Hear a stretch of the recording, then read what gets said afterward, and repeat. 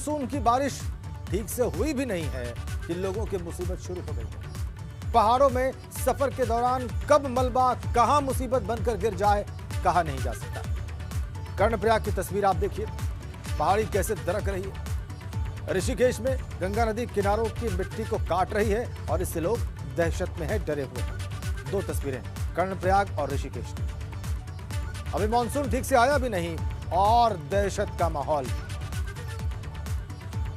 Landslide, संकट, सब कुछ दिखाई दे रहा है उत्तराखंड।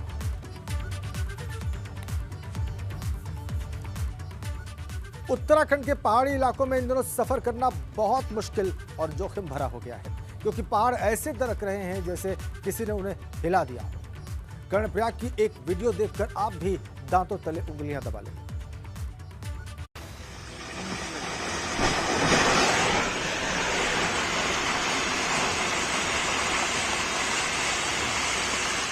कर्णप्रयाग का ये वीडियो दिलों में दहशत पैदा कर रहा है। देखिए पहाड़ी कैसे ताश के पत्तों की तरह ढह रही है।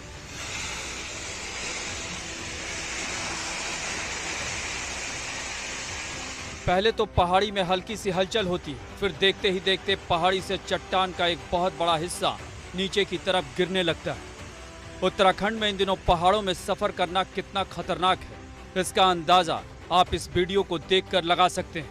जरा सोचिए, जब ये पहाड़ दरका, अगर यहाँ से कोई गुजर रहा होता तो उसकी जान बच पाना मुश्किल था।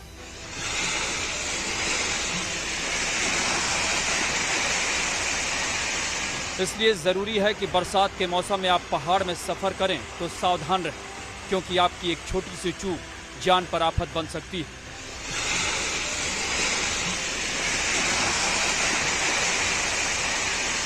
एबीपी गंगा के लिए कर्णप्रयाग से जितेंद्र पवार की रिपोर्ट।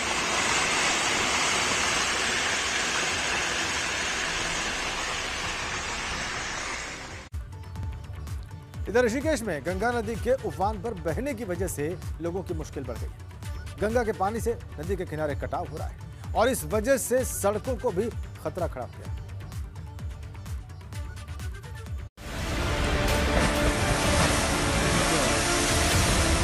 सड़क का किनारा ऐसे ढह गया मानो उसे किसी ने उठाकर नदी में धकेल दिया। गंगा नदी इस कदर उफान पर है कि अब उसके सामने किसी की नहीं चल रही है। बड़ी बड़ी चट्टानें पल भर में पानी में समा रही हैं। दिलों में दहशत पैदा कर रही ये तस्वीरें ऋषिकेश की हैं। भोगपुर तल्ला मोटर मार्ग पर गंगा का पानी लगातार कटान कर रहा है। हाँ, ये कल से मौसम पूरा खराब है। कल से पूरी लगातार बारिश हो रही है। ये पूरी सड़क आज जा चुकी है, आप देख सकते हैं। यहाँ पर मेन यहाँ पर एक पुस्ता लगा हुआ है जो शायद 2-3 साल पहले लगा था, उसी ने पूरा बचा रखा है। बाकी ये पूरा सड़क जा चुकी है। अच्छा, हर साल कटान होता है? ये हर साल कटान है। ग्रामीणों का कहना है कि उन्होंने 2013 की आपदा के बाद अब 8 साल बाद नदी का ये रौद्र रूप देखा है। 2013 में आई थी ये बाढ़ और उसके बाद लगभग 400-500 मीटर अंदर थी गंगा। अभी 400-500 मीटर अंदर आ चुकी है और एकमात्र सड़क जो ये है।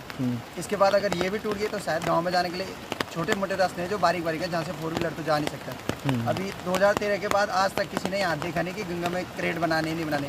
एक बनाया, उसका भी आज तक बजट नहीं आया। गंगा का पानी सड़क को लगातार नुकसान पहुंचा रहा है, जिससे आने वाले दिनों में इसके गंगा में समा जाने की आशंका बनी हुई है। लोग भी इस बात से टेंशन में हैं कि अगर ऐसा हुआ तो वे आवाजाही कहां से करेंगे। एबीपी गंगा के लिए ऋषिकेश से प्रमोद नौटियाल की रिपोर्ट। इधर पिथौरागढ़ में टनकपुर हाईवे पर पहाड़ियां लगातार दरक रही हैं। पहाड़ियां दरकने का एक और वीडियो सामने आया है।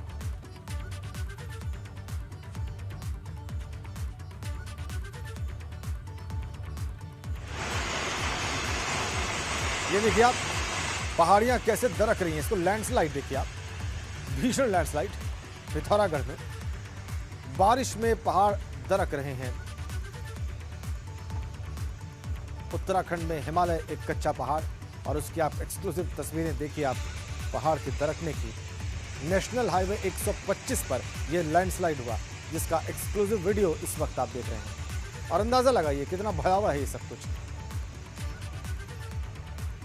पिथौरागढ़ नेशनल हाईवे 125, बारिश में पहाड़ दरक रहे हैं। लगातार बारिश की वजह से ये लैंडस्लाइड हो रहा है। तो उत्तराखंड में लगातार हो रही बारिश की वजह से नदियों का जलस्तर बढ़ा हुआ है। अब आपको 4 अलग अलग जगहों की तस्वीरें दिखाते हैं। हरिद्वार में हर की पैड़ी पर गंगा का जलस्तर बढ़ गया है। इस वजह से हर की पैड़ी पर बनी सीढ़ियां पानी में डूब गई हैं। वहीं बागेश्वर में सरयू गोमती नदी का जलस्तर भी बहुत बढ़ गया है। सरयू नदी उफान पर बह रही है। दूसरी ओर जोशीमठ में अलकनंदा नदी रौद्र रूप में बह रही है। विष्णुप्रयाग के पास हाथी पहाड़ में अलकनंदा नदी खतरे के निशान के करीब बह रही है और रुद्रप्रयाग में अलकनंदा नदी ने भी रौद्र रूप धारण कर रखा है। 4 तस्वीरें।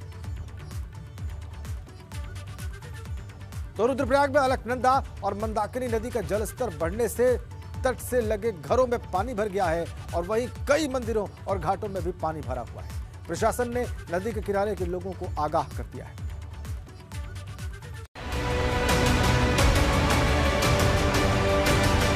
रुद्रप्रयाग में अलकनंदा और मंदाकिनी नदी के उफान ने जिंदगी की रफ्तार थाम दी है। नदी के बड़े जलस्तर की वजह से तट से लगते इलाकों को खाली करा दिया गया। अलकनंदा नदी का पानी तो किनारे से लगते घरों और मंदिरों में घुस गया है। हनुमान मंदिर के अंदर भी नदी का पानी और रेत भरा हुआ है, जिसे अब साफ किया जा रहा है। अचानक नदी कम से कम 6-7 मीटर से ऊपर। उसके बाद तकरीबन हमारे सभी साथियों ने यहाँ पर आकर सामान क्योंकि बाबा जी मंदिर में जो सामान था उसको ऊपर ले गए सुरक्षित स्थानों पर, और कुछ सामान तो हम भी हटा नहीं पाए, उसका काफ़ी नुकसान भी हुआ महाराज जी का। और अभी भी हनुमान जी के मंदिर में और अगल बगल जितने भी कमरे हैं सब मलबा भरा हुआ है। नदी से लगता हुआ मंदिर का जितना भी क्षेत्र है उसमें रेत भरा हुआ है। जलस्तर कुछ कम होने पर रेत को साफ किया जा रहा है, मगर आशंका इस बात की है कि जलस्तर फिर से बढ़ा तो पानी फिर से मंदिर में घुस आएगा। अलकनंदा नदी खतरे के निशान से ऊपर बह रही है। पानी का जलस्तर इतना बढ़ चुका है कि नदी के किनारे के घाट पानी में डूब गए हैं। प्रशासन की तरफ से नदी के किनारों के पास रह रहे लोगों को अलर्ट कर दिया गया है। एबीपी गंगा के लिए रुद्रप्रयाग से रोहित टिमरी की रिपोर्ट। जोशीमठ में अलकनंदा नदी रौद्र रूप में बह रही है। विष्णुप्रयाग के पास हाथी पहाड़ में अलकनंदा नदी खतरे के निशान के करीब बह रही है। अलकनंदा का जलस्तर बढ़ने से सड़क का कई मीटर हिस्सा भी ध्वस्त हो गया है और आलम यह है कि ऑल वेदर रोड की दीवार भी अलकनंदा नदी के कटाव को रोक नहीं पाई। कहीं नदी का कटाव के चलते सड़क ध्वस्त हो रही है और कहीं पहाड़ों से मलबा गिर रहा है। जोशीमठ की तस्वीरें। और रुद्रप्रयाग में 3 दिनों से बद्रीनाथ ऋषिकेश हाईवे नरकोटा और खाखरा के बीच मलबा आने से बंद पड़ा हुआ है, जबकि केदारनाथ हाईवे के सोनप्रयाग और नारायण कोटी में भारी बोल्डर और मलबा गिरा है। इस कारण यहां पर भी राजमार्ग बंद है। इसके अलावा हाईवे के कई स्थानों पर पुश्ते ध्वस्त हो चुके हैं और ऐसे में जिलाधिकारी मनोज गोयल ने ग्राउंड जीरो पर जाकर हालात का जायजा लिया। डीएम ने संबंधित विभाग के अधिकारियों को निर्देश दिए कि सड़क को जल्द से जल्द खोला जाए।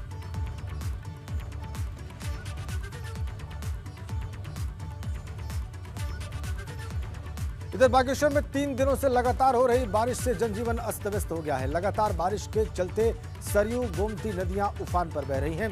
आपदा प्रबंधन विभाग नदियों के जलस्तर पर नजर बनाए हुए है। बारिश के कारण कई घरों में दरारें आ चुकी हैं। जिले की एक मुख्य सड़क और 22 लिंक मार्ग मलबा गिरने की वजह से बाधित है।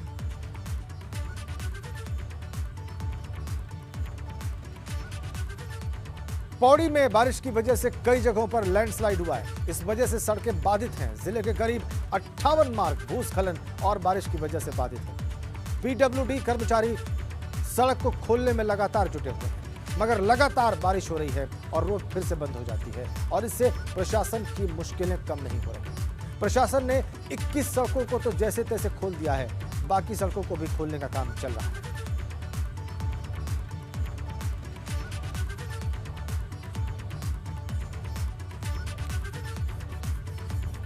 चलिए आगे बढ़ते हैं। 4 धाम यात्रा से जुड़ी बड़ी खबर है। सरकार ने फैसला किया है कि 1 जुलाई से 4 धाम यात्रा खोली जाएगी। पहले चरण में सिर्फ स्थानीय लोगों को ही 4 धाम के दर्शन की इजाजत मिलेगी। इसमें उत्तरकाशी, रुद्रप्रयाग और चमोली के स्थानीय लोग ही 4 धाम के दर्शन कर पाएंगे, जबकि 11 जुलाई से प्रदेश के सभी जिलों के लोगों के लिए 4 धाम यात्रा को खोल दिया जाएगा। मगर कोरोना के नेगेटिव रिपोर्ट जो है दिखाने पर ही 4 धाम यात्रा करने की इजाजत मिलेगी।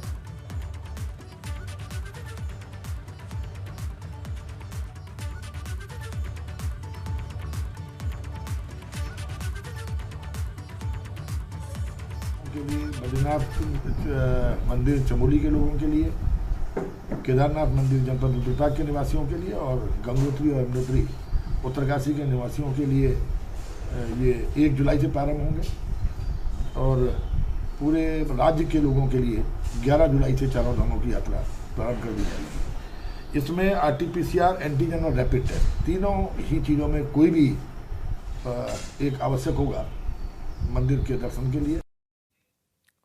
और सरकार ने 1 जुलाई से चारधाम यात्रा शुरू करने की तैयारी कर ली है, मगर तीर्थ पुरोहित इस पर सवाल खड़े कर रहे हैं। केदारनाथ धाम के तीर्थ पुरोहितों का कहना है कि यात्रा शुरू करने से पहले सरकार को कम से कम धामों में व्यवस्थाओं की जांच कर लेनी चाहिए।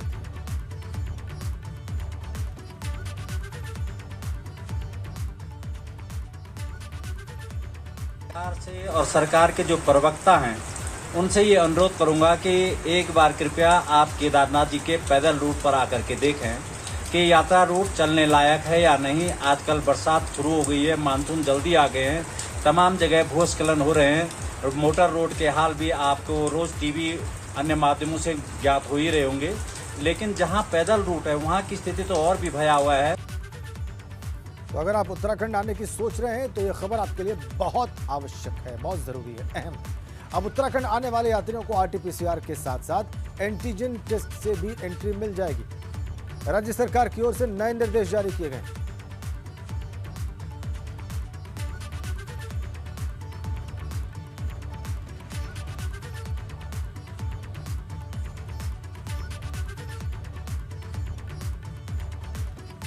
RT-PCR के साथ साथ एंटीजन टेस्ट की नेगेटिव रिपोर्ट से भी अब लोगों को उत्तराखंड में एंट्री मिल जाएगी।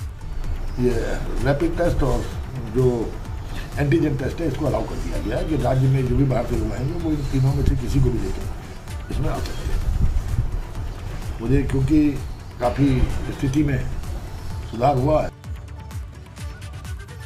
और उत्तराखंड में 29 जून तक कोविड कर्फ्यू बढ़ा दिया गया है। कर्फ्यू में इस बार कई रियायतें दी गई हैं। अब हर हफ्ते 5 दिन दुकानें खुल सकेंगी। दुकानों को खोलने का समय है सुबह 8 बजे से शाम 5 बजे तक। शनिवार और रविवार को दुकानें पूरी तरह से बंद रहेंगी। और अब राज्य में होटल, रेस्तरां और बार भी खोलने का निर्णय ले लिया गया है। 50% क्षमता के साथ ये सब कुछ संचालित हो सकेगा। एक आदमी जब तक सुरक्षित नहीं महसूस होता तब तक रात्रि कर्फ्यू नगरीय क्षेत्रों में लागू रहेगा। जो उसके बाद 29 तारीख को फिर सरकार 28 तारीख को बैठेगी और उसके बाद तत्कालीन स्थितियों को देखते हुए निर्णय लेगी। सीएम तीरथ सिंह रावत ने भाजपा की चिंतन बैठक में वर्चुअल तरीके से हिस्सा लिया। भाजपा की चिंतन बैठक भाजपा के राष्ट्रीय अध्यक्ष जेपी नड्डा की अध्यक्षता में आयोजित की गई थी।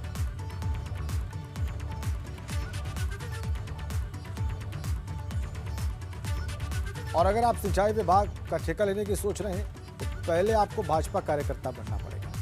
और ये बात हम नहीं बल्कि सरकार में सिंचाई मंत्री सतपाल महाराज खुद कह रहे हैं। सतपाल महाराज के इस बयान से एक बार फिर उत्तराखंड में सियासत गर्म हो गई है। महाराज के इस बयान पर न तो संगठन कुछ कह पा रहा है और न ही सरकार इसका बचाव कर पा रही है। कार्यकर्ता के काम करेंगे। मेरे पास कार्यकर्ताओं ने ये कहा था कि सिंचाई के अंदर बड़े बड़े ठेके हैं, छोटे ठेके होने चाहिए। तो हमने जो है अब कैबिनेट के अंदर प्रस्ताव ले आए हैं, उसमें हमने सारे ठेके छोटे छोटे ठेके कर दिए हैं जिससे कार्यकर्ताओं को काम मिले और हमारी जो इकॉनमी बूस्ट हो। कैबिनेट में प्रस्ताव ले आए हैं बड़े ठेकों का छोटा करने का, और छोटे ठेके अब कार्यकर्ताओं को मिलेंगे बीजेपी। ये तो कमाल हो गया साहब। मतलब पहले तो पर्दे के पीछे चोरी होती थी, लेकिन अब बिल्कुल स्पष्ट रूप से कैमरे में चोरी हो रही है। कैमरे में स्वीकार कर रहे हैं कि भैया हमने कर दिया, इंतजाम कर दिया कार्यकर्ताओं का। अब चुनाव आने वाला है तो चुनाव के लिए कार्यकर्ताओं को ठेके मिले, उसके लिए हमने प्रदेश में भारतीय जनता पार्टी के कार्यकर्ताओं के लिए इंतजाम कर दिया और ठेके छोटे करने का हमने प्रस्ताव पारित कर दिया। मैं समझता हूँ इससे बड़ा उदाहरण क्या हो सकता है घोटालेबाजी का। अब ये तो वही बता पाएंगे कि उन्होंने बयान किस रूप में दिया है।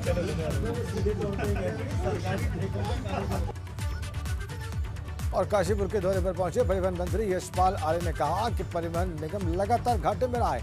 कोरोना काल के चलते बसों का संचालन ठीक से नहीं हो पा रहा है और इस वजह से कर्मचारियों की सैलरी देने का भी संकट है। यशपाल आर्य ने कहा कि सरकार की कोशिश है कि सभी कर्मचारियों की सैलरी चरणबद्ध तरीके से दी जाए।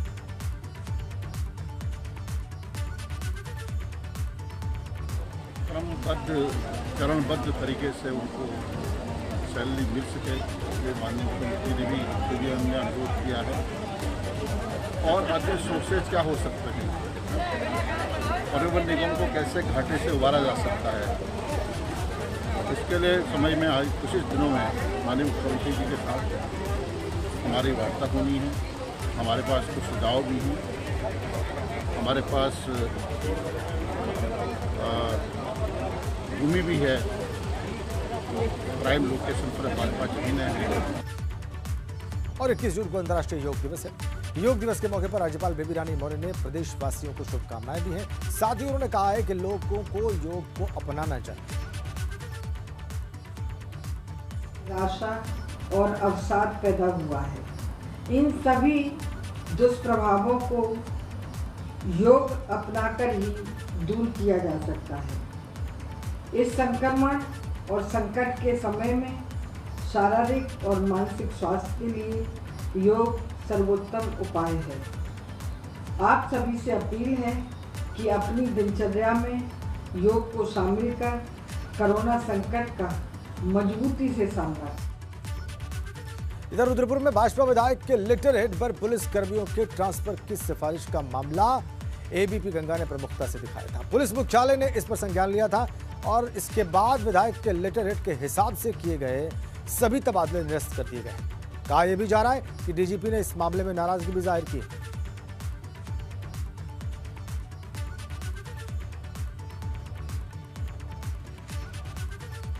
इधर हरिद्वार में गंगा दशहरा और निर्जला एकादशी स्नान पर जिला प्रशासन ने पाबंदी लगाई है, लेकिन नारसन बॉर्डर पर फिर भी बड़ी संख्या में भीड़ जुट गई। इसे कंट्रोल करना पुलिस और प्रशासन के लिए चुनौती बन गया। आलम यह था कि बॉर्डर पर वाहनों की लंबी कतार लग गई, जिससे प्रशासन के भी हाथ पांव फूल गए। बारिश के बीच पुलिस को पूछताछ करने के लिए कड़ी मशक्कत करनी पड़ी। बाहरी राज्यों से उत्तराखंड में एंट्री करने पर कोविड नेगेटिव रिपोर्ट और पोर्टल पर रजिस्ट्रेशन आवश्यक है।